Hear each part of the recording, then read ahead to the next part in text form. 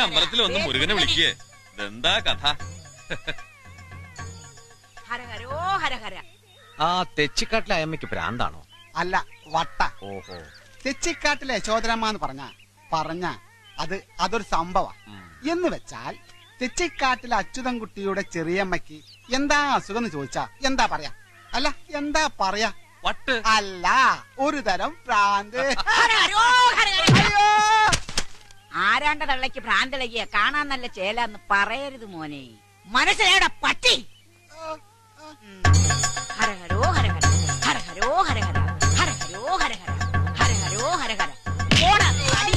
ശ്രീരാമ രാമ രാമ ശ്രീരാമചന്ദ്ര ജയ ശ്രീരാമ രാമ രാമ ശ്രീരാമഭദ്ര ജയ ശ്രീരാമ രാമ രാമ സീതാരാമ രാമ ശ്രീരാമ രാമ രാമ. എന്റെ അമ്മ ഒന്ന് പതുക്കെ. ശ്രീരാമ രാമ രാവണ. എന്നും രാവിലെ ഇരുന്ന് പാടിക്കോളൂ മനുഷ്യന്റെ ഉറക്കം കളയാനായിട്ട്.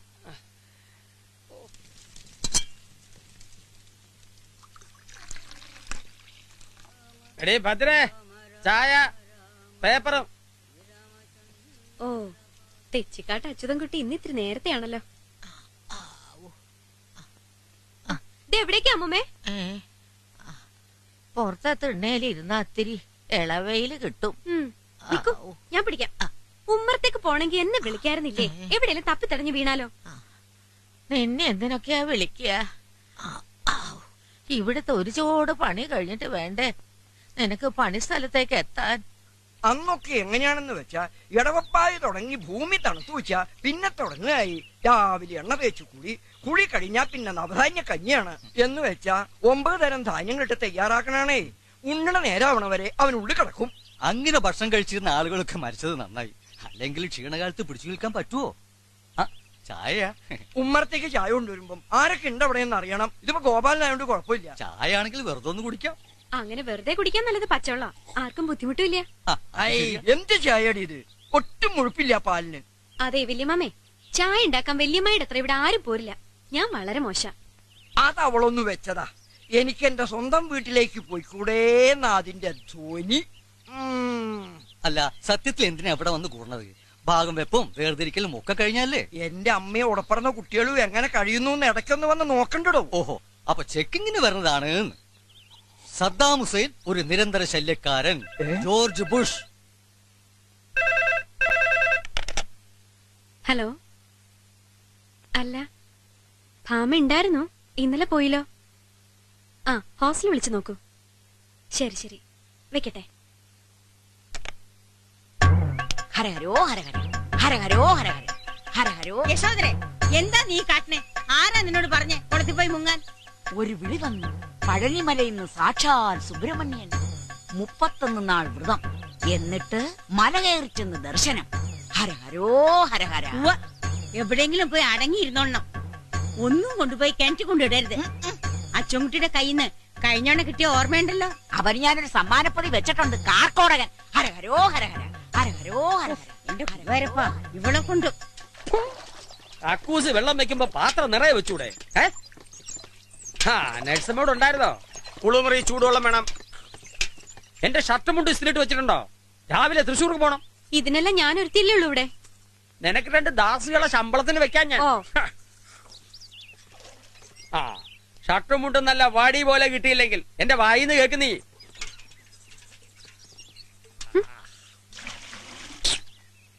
ഇന്ന് ജില്ലാ കമ്മിറ്റി മീറ്റിംഗ് ഉള്ളതാ.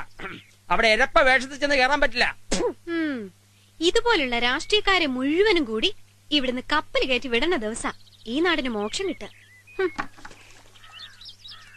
ഭദ്രേ, അന്ന് വല്യമ്മാവൻ കത്തി നിൽക്കണ കാലം പൊന്നാനി താലൂക്കില്. ഭദ്രേ, നീ ഇറങ്ങണില്ലേ? ശാരദ എടുത്ത് 2 മിനിറ്റ് ബസ് അതിന്റെ പാട്ടിന് പോകൂട്ടോ. ഇപ്പൊ വരാം. ആരാ? ശാരദ. ശാരദയെടത്തി. എന്താ കുട്ടിയെ, ധർമ്മം വീട്ടില്ലേ? ഇല്ല, ഡ്യൂട്ടിയില്ല. കിഴക്കേടത്ത് അമ്പലക്കുളത്തിലൊരു ശവം പൊങ്ങിയിരിക്കണു അത്രേ. അതാരാപ്പാ? എന്നാലേ ഞാൻ അത് നോക്കിട്ട് വരാം. താൻ അവിടെ തന്നെ നിന്നളരുത്. അവിടെ വന്ന് വേരം പറയണം.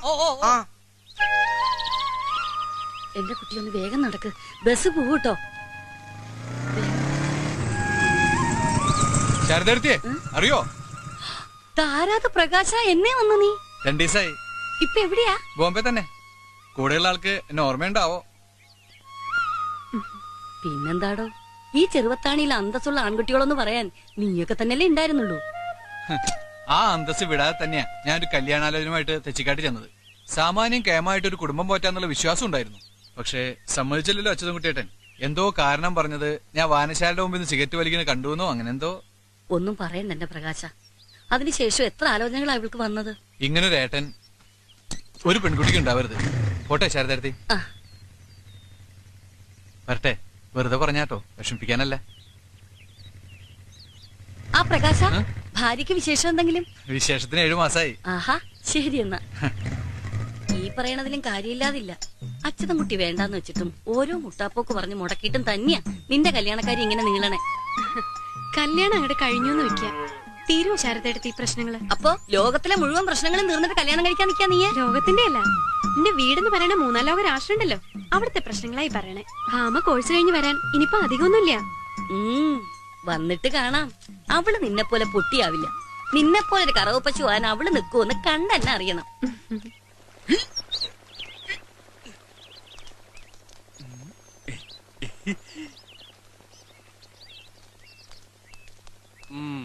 സതീശോ, സമയം 9:15. കിഴക്കോട്ടുള്ള സൂപ്പർ ഫാസ്റ്റ് പോകുന്നുണ്ട്. അതേടാ, മുമ്പിൽ വന്ന് ചാടണ്ട, മോന്ത പൊളിയും. ആ തെച്ചിക്കാട്ടിലെ എക്സ്പ്രസ് അടിച്ച് ചത്താലെന്താ ശാരദയെടുത്തേ? മോനെ, നിനക്ക് അമ്മയും പെങ്ങളും ഇല്ലേന്ന് ഞാൻ ചോദിക്കില്ല. പക്ഷേ അവരോട് പറഞ്ഞ് ശീലിച്ചതേ നാട്ടിലെ പെണ്ണുങ്ങളോട് പറയരുത്. ദാ, ഒരു പോലീസുകാരന്റെ ഭാര്യയാണെന്നുള്ള ദുരഭിമാനം കൊണ്ട് പറയല്ല. ഈ കൈ അങ്ങോട്ട് കേട്ടിട്ടുണ്ടെങ്കിലുണ്ടല്ലോ. വാ. ഭാഗ്യം, നമ്മുടെ സമയത്തിന് അതേ ബസ് വന്നു. ചെറുവത്താണി, ചെറുവത്താണി.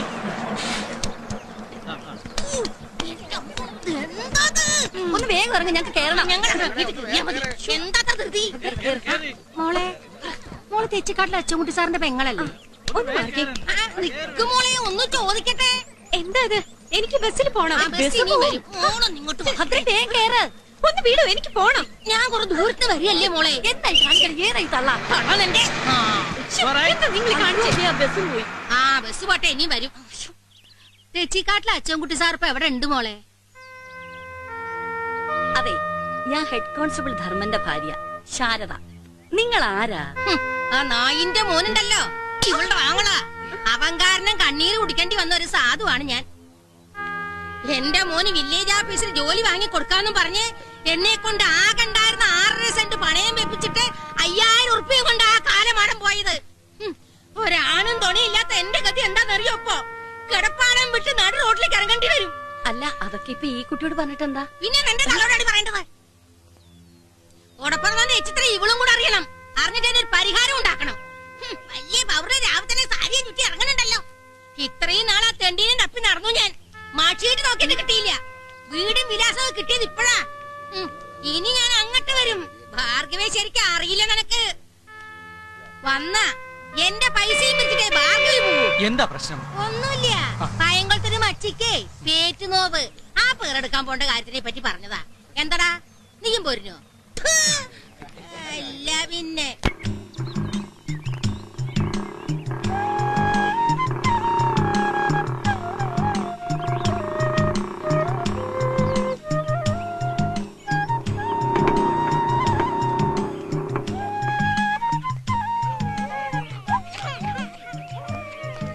പോളിയോ കൊടുക്കാം ഒരു കുട്ടികളെ കൊണ്ട് വരി വരിയാ നിൽക്കുക.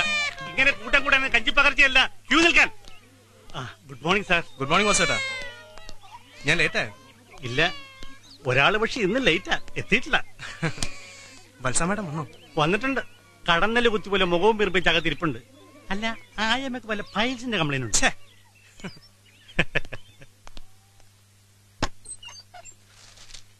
സിസ്റ്റർ, ഭദ്ര വന്നില്ലേ? ഇപ്പോഴെത്തും. ചോദിച്ചതിന് ഉത്തരം പറഞ്ഞാ മതി. എപ്പ വരും എന്നല്ല ഞാൻ ചോദിച്ചത്. മാഡം, എന്നെ കണ്ടിട്ട് ഡ്യൂട്ടിക്ക് കയറാൻ പറയണം. മാഡം. ഇഡിയറ്റ്സ്. ഇന്നും ലേറ്റാണല്ലേ? ലൈറ്റ് അല്ല, സ്ട്രോങ്ങാ. ആ നാശം പിടിച്ച സ്ത്രീ കാരണം ബസ്സും കിട്ടിയില്ല. ദൈവമേ, എനിക്ക് ഇന്നും ചീത്ത കേൾക്കാനാണല്ലോ വിധി. ആ വന്നോ? ചെല്ല് വത്സാമേടം വിളിക്കുന്നുണ്ട്. ചീത്ത വിളിക്കാനല്ലേ? അല്ല, നിനക്കൊരു ടാറ്റ ഇൻഡിക്ക വാങ്ങി തരാനാന്ന് തോന്നണേ. അപ്പൊ പിന്നെ സമയത്തിനിങ്ങി വരാല്ലോ. പോടി പട്ടി.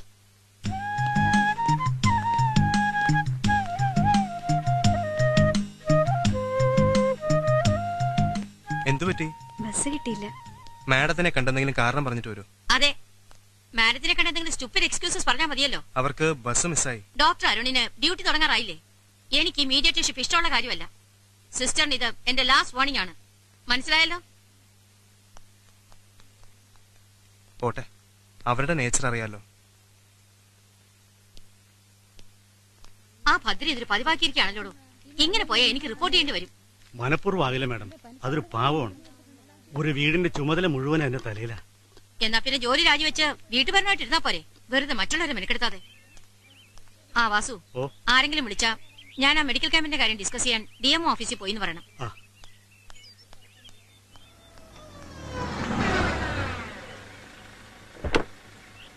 മേഡത്തിന്റെ ക്യാമ്പിനെ കുറിച്ച് ഇപ്പൊ നാട്ടിലൊക്കെ ഭയങ്കര പേരാ.